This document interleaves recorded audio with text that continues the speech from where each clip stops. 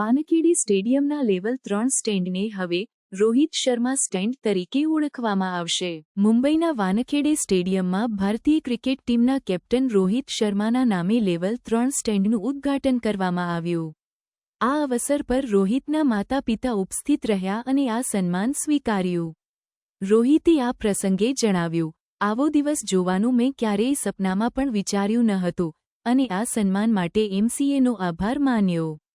Mumbai cricket association દ્વારા આ સ્ટેન્ડને Rohit Sharma stand તરીકે નામકરણ કરવામાં આવ્યું છે, જે ડવેચા પવેલિયનના લેવલ 3 પર સ્થિત છે.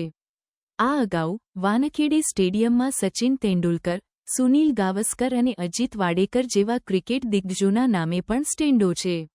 રોહિત શર્માનું નામ હવે આ શ્રેણીમાં સામેલ થયું છે, જે તેમના ક્રિકેટ જીવનની મહત્વપૂર્ણ સિદ્ધિ છે. રોહિત શર્માએ તાજેતરમાં ટેસ્ટ અને ટી20 ફોર્મેટમાંથી નિવૃત્તિ લીધી છે અને હવે ફક્ત ઓડી ફોર્મેટમાં રમશે.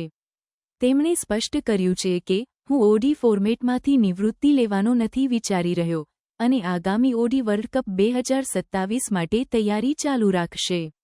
આ પ્રસંગે મુખ્યમંત્રી દેવેન્દ્ર ફડણવીસ, એમસીએના અધિકારીઓ અને નીતા અંબાણી ઉપસ્થિત રહ્યા. એમસીએ દ્વારા અમોલ કાલેની યાદમાં 4 નવા સ્ટેન્ડોનું નામકરણ કરવામાં આવ્યું, જેમાં રોહિત શર્મા સ્ટેન્ડ મુખ્ય આકર્ષણ બન્યું.